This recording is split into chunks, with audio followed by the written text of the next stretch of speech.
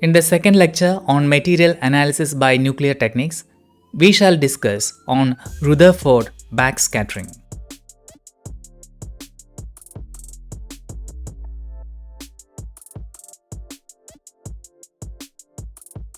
The earlier sections of this lecture is based on Nuclear and Particle Physics, an introduction by Brian R. Martin, and The Concepts of Modern Physics by Arthur Beezer. We shall begin with an understanding of the Rutherford's scattering experiment. Most scientists of the late 19th century accepted the idea that the chemical elements consist of atoms, but they knew almost nothing about the atoms themselves. One clue was the discovery that all atoms contain electrons. Since electrons carry negative charges, whereas atoms are neutral, positively charged matter of some kind must be present in atoms. But the million-dollar question is what kind and arranged in what way?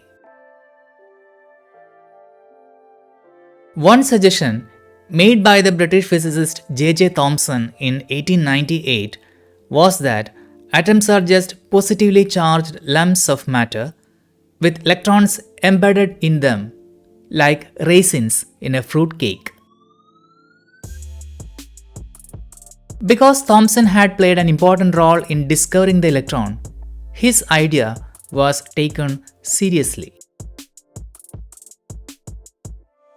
The most direct way to find out what is inside a fruit cake is to poke a finger into it, which is essentially what Hans Geiger and Ernest Marsden did in 1911.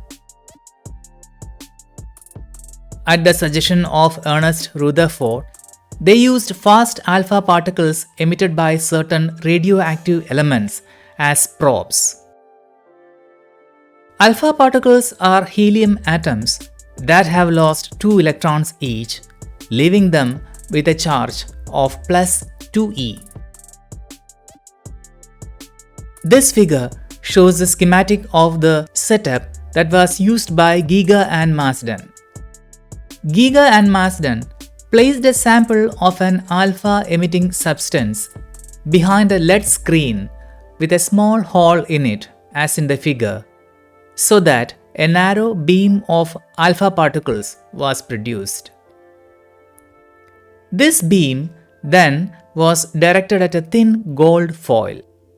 A zinc sulfide screen, which gives off a visible flash of light when struck by an alpha particle, was set on the other side of the foil with a microscope to see the flashes.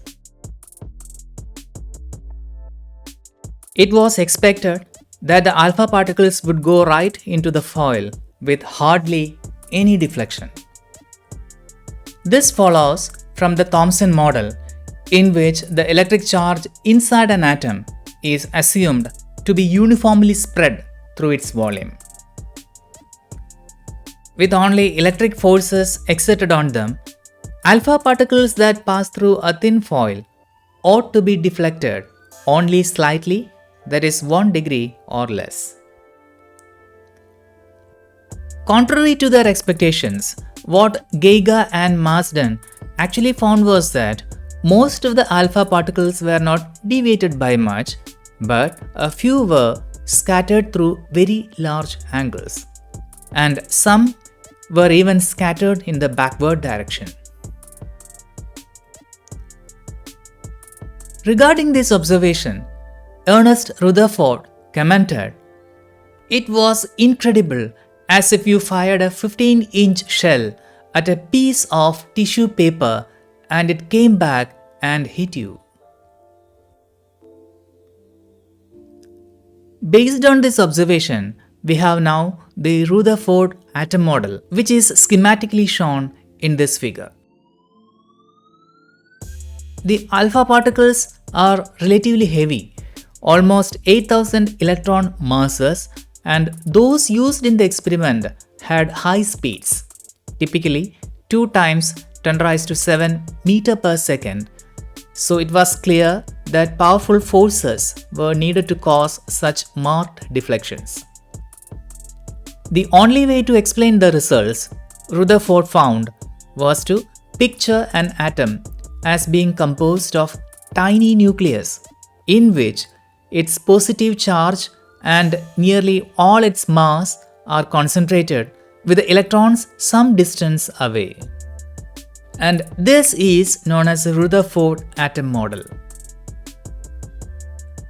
With an atom being largely empty space, it is easy to see why most alpha particles go right through a thin foil. However, when an alpha particle happens to come near a nucleus, the intense electric field there scatters it through a large angle. The atomic electrons, being so light, do not appreciably affect the alpha particles. The kinematics of Rutherford scattering.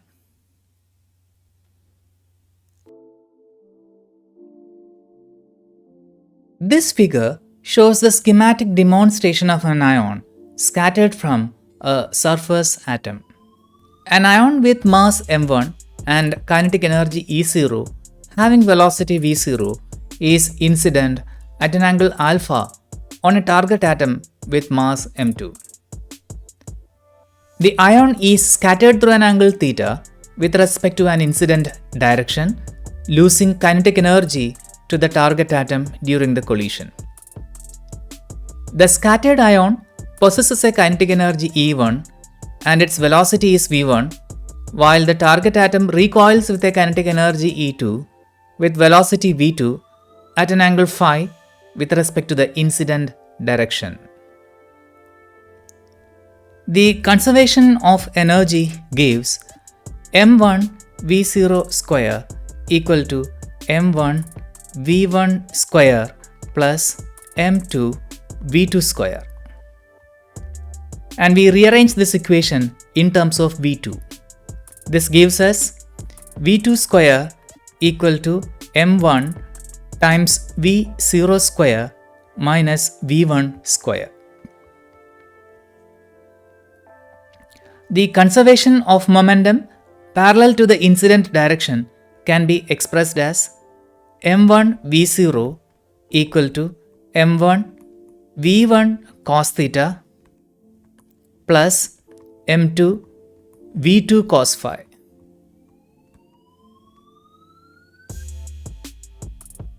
And this can be rearranged and squared to give m1 square v0 square plus m1 square v1 square cos square theta minus 2m1 square v0 v1 cos theta, which is equal to m2 square v2 square cos square phi.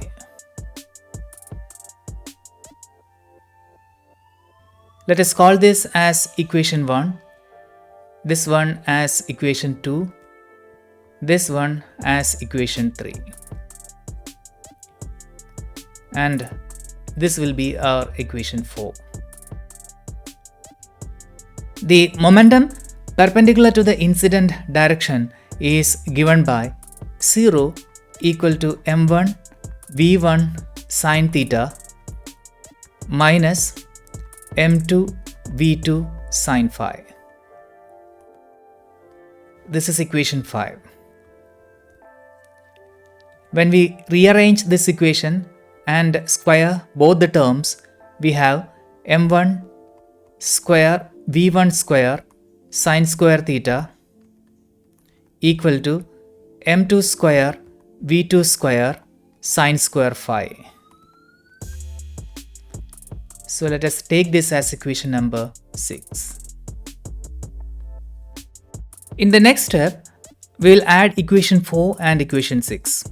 So this gives us m1 square v0 square plus m1 square v1 square cos square theta plus sin square theta minus 2 m1 square v0 v1 cos theta equal to m2 square v2 square cos square phi plus sin square phi. So this is our equation 7.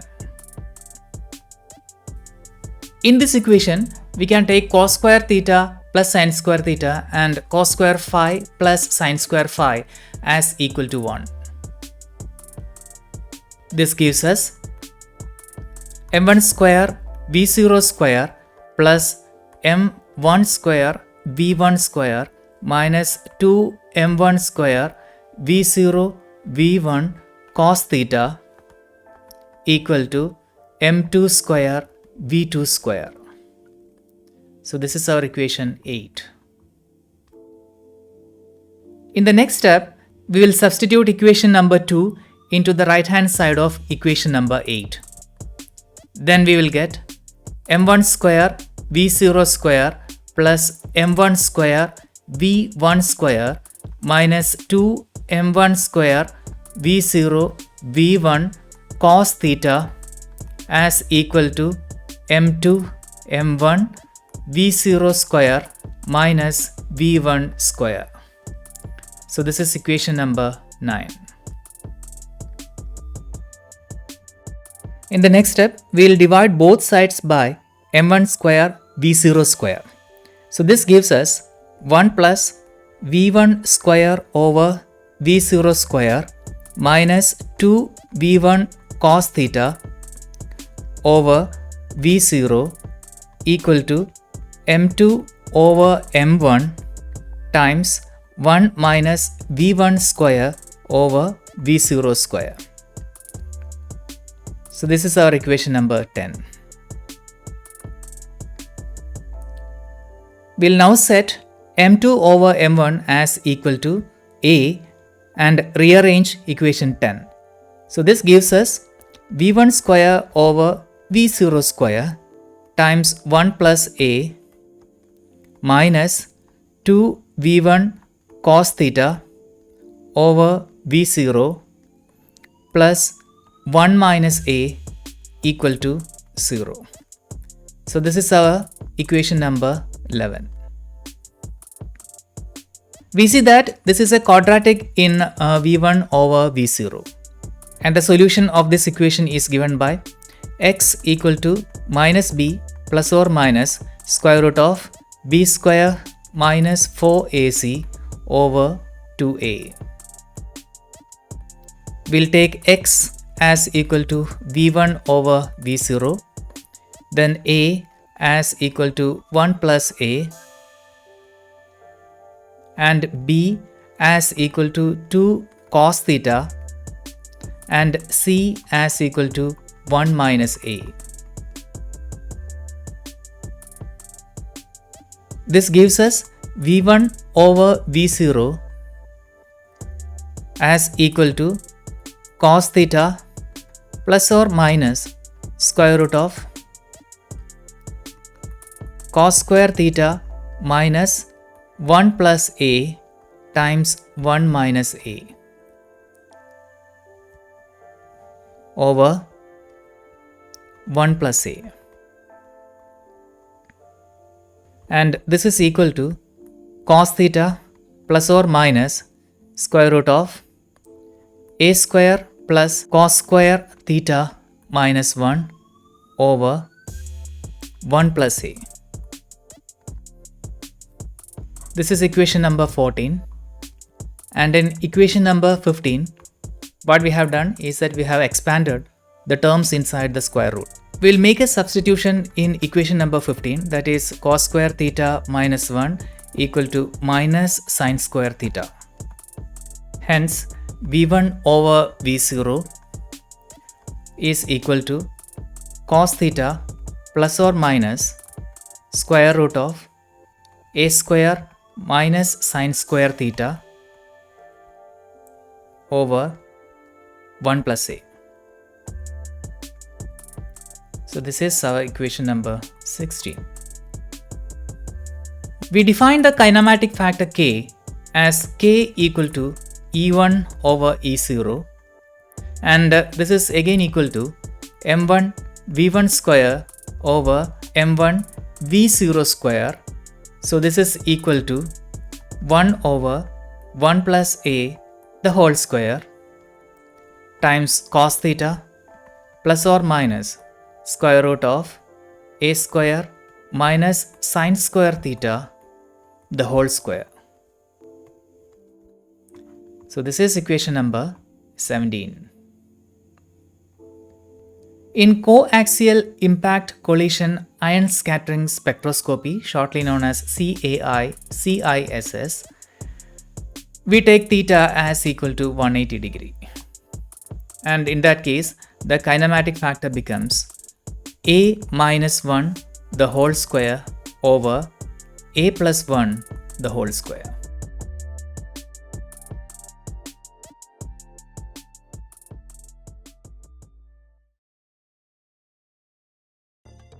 The classical theory of Rutherford scattering. In this section, we'll first try to understand what is known as the impact parameter of scattering. Consider the non-relativistic Coulomb scattering of a particle, what we call a projectile of mass m and electric charge Ze, from a target particle of mass m and charge Ze. The kinematics of this process is shown in this figure. The target mass is assumed to be sufficiently large that its recoil may be neglected. We'll assume that the initial velocity of the projectile is v. In the absence of any interaction, it would travel in a straight line and pass the target at a distance b, and this factor is known as the impact parameter. The derivation follows from considering the implications of linear and angular momentum conservation. Angular momentum conservation implies that L equal to I omega and mvb equal to mr square d phi over dt, where v is the velocity of the projectile. Since the scattering is symmetric about the y-axis, the component of linear momentum in the y direction is initially p equal to minus mv sine theta by 2, which is directed downwards, and it changes to plus mv sine theta by 2 in the upward direction after the interaction. The total change in momentum in the y direction is therefore 2 mv sine theta by 2. The change in momentum may also be calculated by integrating the impulse in the y direction due to the Coulomb force on the projectile. We have the change in momentum as given by force times delta t. This gives delta p equal to minus infinity to plus infinity z e square over 4 pi epsilon 0 r square cos phi times dt, where we have taken t equal to 0 to coincide with the origin of the x-axis. Using the equation mvb equal to mr square d phi over dt, we have 2 mv sine theta by 2 equal to z e square over 4 pi epsilon 0 1 by bv times integral minus phi to plus phi cos phi d phi.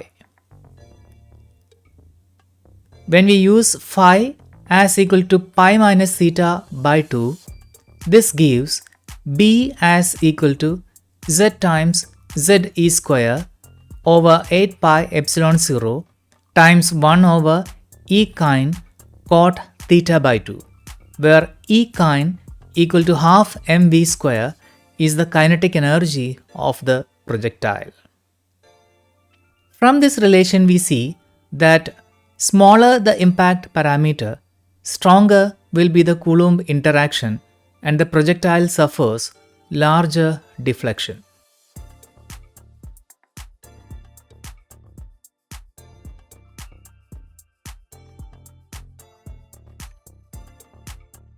We shall now try to calculate the differential cross-section. We have seen that the scattering of a particle in a potential is completely determined once we know the impact parameter and the energy of the particle, and for a fixed incident energy, the deflection is therefore defined by just the impact parameter. Let us consider an incident flux of beam particles of known energy.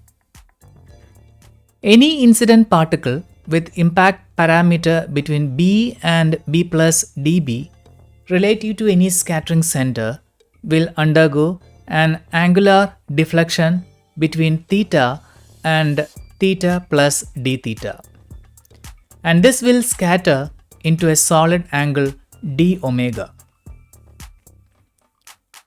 The larger the impact parameter, the smaller is the scattering angle. Area of the circular ring around each scattering center through which any particle must pass in order to be emitted into the solid angle between theta and theta plus d theta is given by 2 pi b dB. Let us assume that the initial flux of projectile particles crossing a plane perpendicular to the beam direction is J. The intensity of particles having impact parameters between B and B plus dB is therefore J times 2 pi b dB. This is equal to the rate dW at which particles are scattered into a solid angle d omega between theta and theta plus d theta, where d omega is given by 2 pi sine theta d theta. As the intensity of the incoming particles are equal to that of the scattered particles, dW is again equal to 2 pi b j dB. And if you are considering a single target particle, dW can be written as equal to J times d sigma over d omega times d omega, which is equal to J times d sigma over d omega 2 pi sine theta d theta. Therefore, when we equate the incoming flux into that of the scattered flux, we have 2 pi b j times dB equal to J d sigma over d omega 2 pi sine theta d theta. And from this equation we can write d sigma over d omega equal to b over sine theta times dB over d theta. And finally, when we substitute for the impact parameter, b equal to z e square over 8 pi epsilon 0 times 1 by e kind cot theta by 2, we'll get the differential scattering cross-section as equal to z e square over 16 pi epsilon 0 e kind the whole square times cosec raised to 4 theta by 2.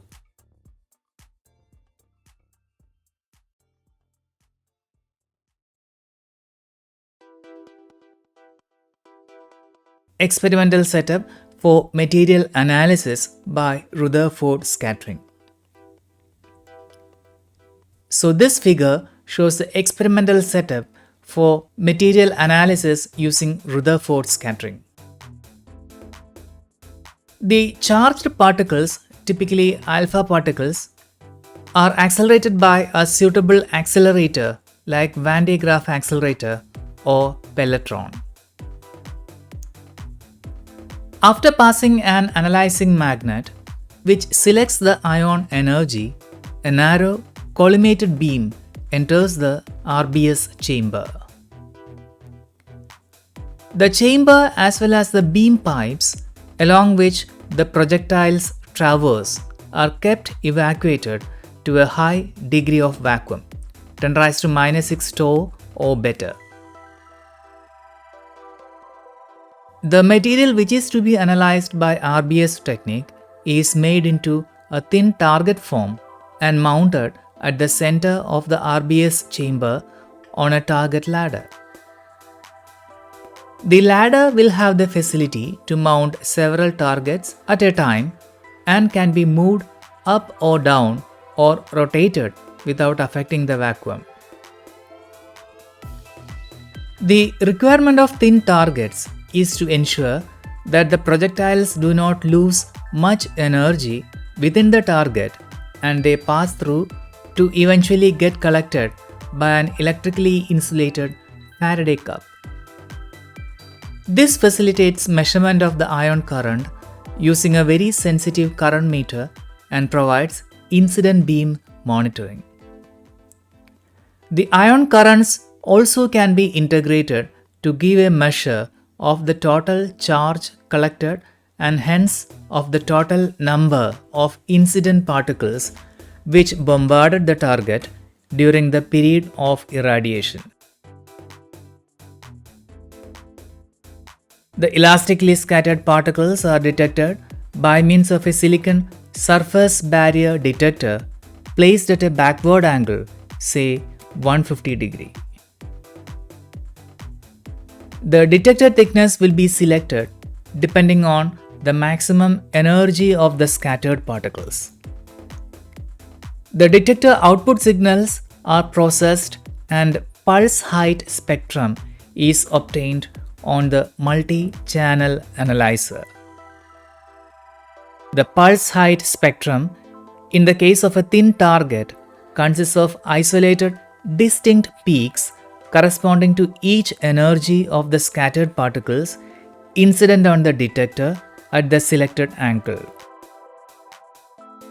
The peak channel numbers are proportional to the energy of the particles.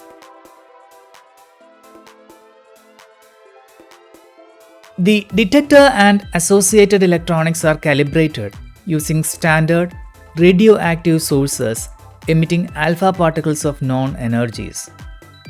Using the calibration curve, the energies of the different peaks in the spectrum can be calculated.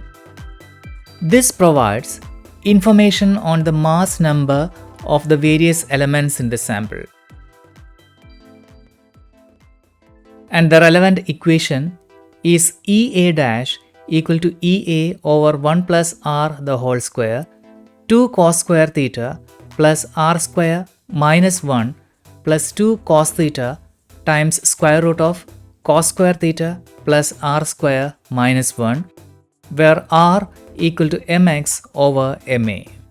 Knowing the incident energy EA and determining the scattered energy EA prime at the angle theta, R can be calculated and hence the mass of the target atom. The area under each peak gives the total number n of scattered particles of that type detected in the detector over the period of irradiation. It is given by the expression Ni equal to ITS Nt times d sigma theta over d omega, omega d, eta t. In this expression, I is the flux of incident particles per unit area per second and can be obtained as ITS equal to Q over small q, where Q is the total charge collected by the Faraday cup during the period of irradiation and small q is the charge on the incident ion. T gives the total time of irradiation and S is the area of the target exposed to the beam. Nt gives the number of atoms of the target per unit area and it is given by N0 times rho T F over A. In this case, N0 is the Avogadro number, rho is the density of the target, A is the mass number of the target atom, and F is the fractional concentration of the particular atom in the target. In this expression, d sigma theta over d omega is the laboratory cross-section for Rutherford scattering at angle theta, and omega d is the solid angle subtended by the detector at the center of the targets. Eta gives the detector efficiency, and for charged particle detectors, generally eta is taken to be 1. T gives the correction factor for any attenuation of the scattered beam, and here T is equal to 1. The mass number m is given by As times Nt. Ni is the only unknown factor in the above equation, and hence it can be calculated.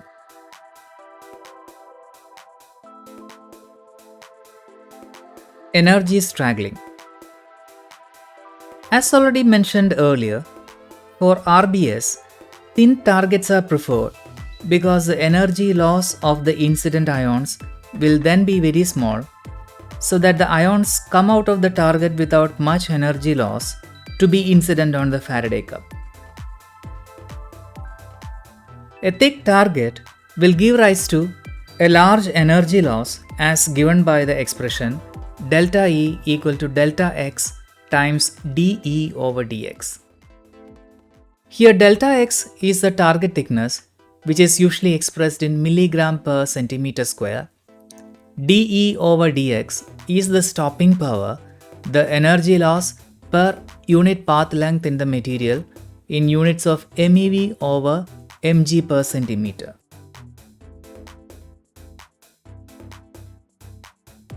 There is also yet another problem if the target thickness is large, and this is the energy straggling.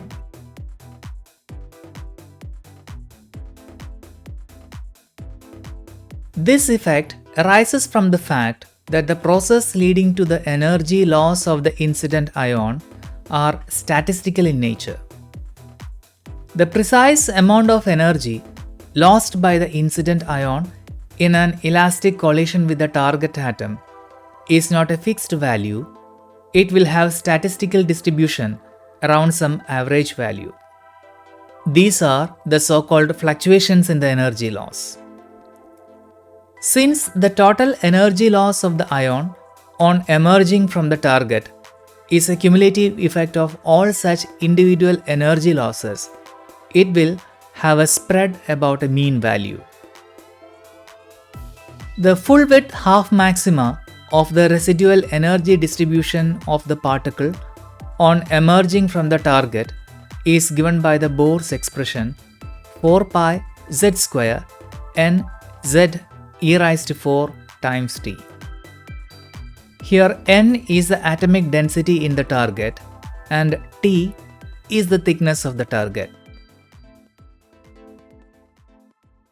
If the target is thin enough so that the energy loss is much less than the energy resolution of the detector, the peak in the pulse height spectrum will be a Gaussian one with a full width half maxima characteristic of the detector at that energy.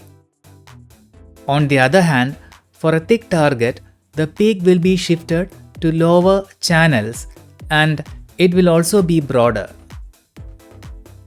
In this case, appropriate corrections will have to be made when interpreting the spectrum.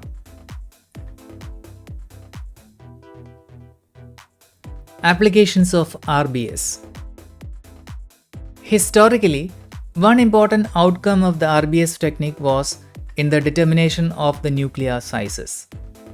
Once its utility for elemental analysis was realized, this technique has been extensively used as an analytical tool for a wide variety of samples. The width of the RBS peak, as broadened by the thickness of the target, can be used for determination of thickness and composition of surface deposits such as oxide layers. Similarly, this technique is useful in surface corrosion studies. In the case of porous materials, this method has been of immense value in the determination of the pore sizes. much smaller pore size can be accurately measured as compared to other conventional techniques. Also, the pore size distribution as a function of depth can be obtained by varying the incident ion energy. The technique is useful in determination of thin film thickness. Another application is for the study of diffusion profiles at or near the surface of solid materials, and also for the study of ion implanted layers. In biological field, the RBS technique has been successfully used for analyzing various types of samples on suitable backing materials. In particular, the ability of the RBS method to clearly separate two isotopes 12C and 13C of carbon is quite important in the study of some biological samples. RBS technique forms a potentially useful complement to PIX methods, which are normally confined to Z greater than 12 or so.